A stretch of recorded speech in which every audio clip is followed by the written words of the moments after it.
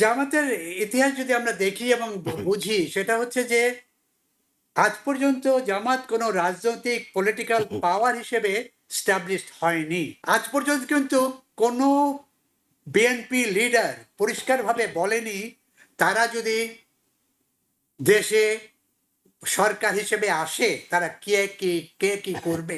তাদের কোনো political clear policy আজ পর্যন্ত, তারা একে ওকে দোষ দিচ্ছে, আওয়ামী লীগকে দোষ দিয়েছে, হাসিনাকে দোষ দিয়েছে, এখন জামাতকে দোষ দিচ্ছে। তারেক জিয়া, তারেক রহমান মাজারে মাজারে যাচ্ছে। প্রফেসর ডক্টর শফিকুর রহমান, আপনার কাছে জানি ডাক্তার শফিকুর রহমান এবং তারেক রহমান দুজন যে বক্তব্যটা দিলেন, তারা কেউই ভাসুরের নাম মুখে নেননি, কিন্তু জনগণের কাছে স্পষ্ট যে একটা দল আরেকটা দলকেই আক্রমণ করে এই বক্তব্যগুলো দিচ্ছে। ৭১-এর ভূমিকা নিয়ে কথা হয়েছে, জান্নাতের টিকিট নিয়ে কথা হয়েছে, কার এনআইডি নিয়ে তাদেরকে টাকা দেওয়া হচ্ছে সেটি বলা হচ্ছে, নব্য ফেসিবাদের কথা বলা হচ্ছে, এবং চাঁদাবাজ বাস টেম্পু স্ট্যান্ডের কথা অবশ্য বলেননি, আজকে দেখলাম। যাই হোক, তো এখন এই যে শুরুটা হয়ে গেল, এটা শুরুটা কেমন হলো? অর্থাৎ একেবারে প্রথম দিনটা কেমন দেখলেন? ইন্টারেস্টিং বলবো আমি, যে মজার জিনিস শুরু হচ্ছে।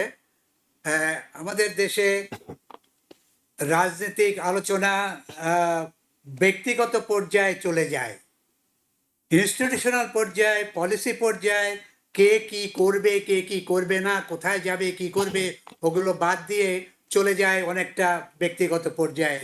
সেটাই আমাদের একটা ভালো জিনিস নয় বলে আমার কাছে যেটা মনে হয়। আমি যদি জামাত দিয়ে শুরু করি, পরে আমি বিএনপির আসবো, তারেক রহমানের এখানে। জামাতের ইতিহাস যদি আমরা দেখি এবং বুঝি, সেটা হচ্ছে যে আজ পর্যন্ত জামাত কোনো রাজনৈতিক পলিটিক্যাল পাওয়ার হিসেবে স্টাবলিশড হয়নি, রিকগনাইজড হয়নি। বিভিন্ন বড় বড় পার্টির সাথে কিছুটা অংশ কিছুটা শেয়ার করেছে, কিছুটা কয়েকটা এমপির পজিশন পেয়েছে, কি করেছে, কিন্তু তাদের ভোট ছিল 2%, 5%, 7%-এর মতন পপুলারিটি। এই 2024-এর পরে, এটা বিপ্লব বলেন, আন্দোলন বলেন, মানে রেভলিউশন বলেন, এটার পরে যে পরিবর্তনটা আমরা দেখতে পাচ্ছি, সেটা হচ্ছে যে আওয়ামী লীগের অ্যাবসেন্সে একটা অপোজিশনাল পার্টি স্ট্রংভাবে ডেমোক্রেটিক প্রসেসে থাকা প্রয়োজন। এখানে ছাত্রদের যে এনসিপি যে পার্টি পলিটিক্যাল গ্রুপ আসার কথা ছিল বা একটা সম্ভাবনা ছিল, সেটা ছাত্রদের লিডারশিপের ফেলিওর হোক বা অন্য কোনো কারণে হোক, তারা তাদের ভূমিকা পালন করতে পারছে না বলে আমার মনে হয়। ফলে এখন যেটা দেখতে পাচ্ছি যে জামাতের ভূমিকাটা অনেকটা একটা প্রমিনেন্ট রোল ডেমোক্রেসি, বাংলাদেশের ডেমোক্রেটিক প্রসেসে এসে গেছে। এখন জামাতের যে ইতিহাস আমরা যেটা দেখেছি, জামাত দলে বা জামাতের যে ইসলামিক দলগুলো, অন্য অন্য দল তাদের সাথে রয়েছে, তাছাড়াও অনেক পার্টি তাদের সাথে জয়েন করার সম্ভাবনা দেখা যাচ্ছে, যারা বিএনপিতে যেতে চায় না বা আওয়ামী লীগে পুরনো ছিল বা আওয়ামী লীগকে সাপোর্ট করতো, এইরকম কিছু পার্টি বিভিন্ন জায়গায় বিভিন্ন অলরেডি করেছে, 10টা দল তো করেছে অলরেডি। একটু কনফিউশন হয়ে গিয়ে তারা বিভিন্ন জায়গায় যাওয়ার চেষ্টা করছে। এখন জামাতের পপুলারিটিটা কিন্তু আগের চেয়ে পরিবর্তন হয়ে 27, 28, 30, 32 এইরকম জায়গায় চলে আসছে এখন। তার মানে আপনি যদি এই যে ডক্টর শফিকুর রহমানের কথা বলছেন, তার প্ল্যানের কথা বলছেন, তার মিটিং দেখেন, হাজার হাজার লোক কিন্তু অ্যাটেন্ড করে এই মিটিংগুলোতে। এখন লক্ষ না হলেও অনেক লোক অ্যাটেন্ড করে, যারা জামাতের এই কনসেপ্টটাকে বোঝার চেষ্টা করছে, বা এরা কতদূর যাবে, কোথায় যাবে, বা গভর্নমেন্ট ফর্ম করতে পারবে কিনা, বা গভর্নমেন্টের অংশ হবে কিনা।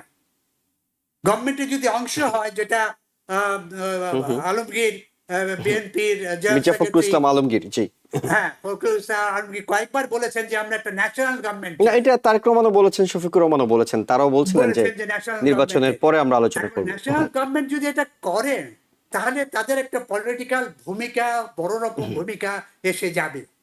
ন্যাশনাল এখন যে ক্রাইসিস, আমাদের ডেমোক্রেটিক ক্রাইসিস বা রাজনৈতিক পলিটিক্যাল ক্রাইসিস চলছে বাংলাদেশের ভেতরে, এতে ন্যাশনাল গভর্নমেন্ট কিন্তু একটা গুড সলিউশন, একটা গুড পদ্ধতি, যে যারা নতুন রিফর্মগুলোকে যেগুলো পরিবর্তন হয়ে আসার সম্ভাবনা আছে, যেটা ভোট হবে এর পরে আমরা দেখতে পাবো যে এইগুলো ইনকর্পোরেট করে একটা নন ফেসিস্ট গভর্নমেন্ট এবং নন মানে প্রফিট ওরিয়েন্টেড গভর্নমেন্ট বা ডিক্টেটোরিয়াল কন্ট্রোলড গভর্নমেন্ট যেন বা পলিটিক্যাল পার্টি না হয়, সেই রকম একটা সিচুয়েশন যদি জামাত এবং বিএনপি একসাথে হয়ে করতে পারে এবং ছাত্রদের এনসিপি করতে পারে, তাহলে বাংলাদেশের জন্য একটা অত্যন্ত সুন্দর জিনিস হবে।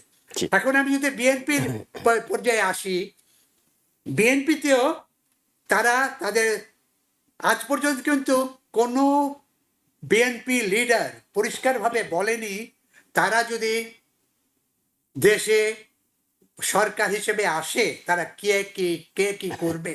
তাদের কোনো পলিটিক্যাল ক্লিয়ার পলিসি আজ পর্যন্ত, তারা একে ওকে দোষ দিচ্ছে, আওয়ামী লীগকে দোষ দিয়েছে, হাসিনাকে দোষ দিয়েছে, এখন জামাতকে দোষ দিচ্ছে বা চ্যালেঞ্জ করছে। এবং শুধু তাই না, ইটস ইন্টারেস্টিং যে এখন বিএনপির চেয়ারম্যান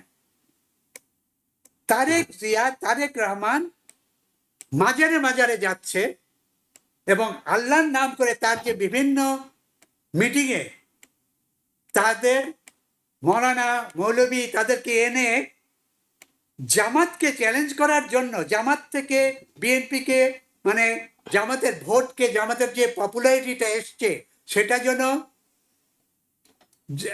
সম্পূর্ণভাবে অনেকটা মানে একটা প্রকটভাবে জামাত না নিয়ে যেতে পারে, তারা এখন আল্লাহ, ধর্ম, ইসলাম এবং তার ইসলামের প্র্যাকটিস এসব জায়গায় আসার চেষ্টা করছে। তো ইজ অ্যান ইন্টারেস্টিং ফ্যাক্টর। বিএনপির যে সিচুয়েশন, খালেদা জিয়ার মৃত্যু বিএনপিকে সম্পূর্ণ পলিটিক্যাল কালচার, বাংলাদেশের কালচার মানে পরিবর্তন করে দিয়েছে। তাদের এত পপুলার হওয়ার অবস্থা ছিল না, কারণ আমরা গত 1.5 বছরে দেখেছি যে বিভিন্ন জায়গায় তাদের ছাত্র দল যে ধরনের ভূমিকা পালন করছে, রাজনৈতিক, অর্থনৈতিক এবং করাপশন, অন্যায়ভাবে বিভিন্নভাবে বিএনপির এই ছাত্র গ্রুপ অনেক ভূমিকা পালন করেছে, যেটা অনেকে পছন্দ করে না। কাজী এখন একটা কমপ্লেক্স, লোকে কাকে ভোট দেবে, কোথায় যাবে, বিএনপি ছাড়া তো ভোটের দেওয়ার কোনো জায়গা নেই, অপশন নেই। এই যে একটা লিমিটেড সিচুয়েশন আমাদের রাজনীতিতে এসে গেছে, আমাদের নির্বাচনে এসে গেছে এবং নির্বাচনের আর 2 সপ্তাহ 3 সপ্তাহ বাকি, এখানে এসে যে এই অবস্থায় কোথায় দাঁড়াবে, it's a very complex situation. এই অবস্থায় জামাত ভাবছে যে আমরা হয়তো একটা বড় রকম অপোজিশন রোল, ভূমিকা পালন করতে পারি, সেই জন্য তারা বিভিন্নভাবে বিএনপিকে দোষ দিচ্ছে যেন বিএনপির ভোটাররা জামাতের দিকে চলে যায়। আবার জামাত শুধু অপোজিশন না, মানে যে আল্লাহ এবং ইসলাম এবং অন্যান্য কনসেপ্ট গুলোকে যেটা জামাত ওন করে, নিজেদের মনে করে, যেটা কিছুটা তাদের শেয়ার করা যায় কিনা। So it's a complex situation. এই জন্য তাদের ডিবেটে এবং আলোচনায় এবং মানে বিতর্কে, আমাদের কোনো ফর্মাল বিতর্ক হবে কিনা আমি জানি না, মানে ন্যাশনাল লেভেলে, যেটা ডেমোক্রেসির জন্য, আমাদের নির্বাচনের জন্য হওয়া ভালো, যে পলিসিগুলো আমরা ক্লিয়ারভাবে বুঝতে পারি, সেটা এখনো ক্লিয়ার কোনো পলিসি আমরা দেখতে পাচ্ছি না। জি, অনেক ধন্যবাদ। মানে জামাত শুধুমাত্র শক্তিশালী অপোজিশন হওয়ার কথা ভাবছে না, কোনো ক্ষেত্রে তারা সরকার গঠনের কথা ভাবছে।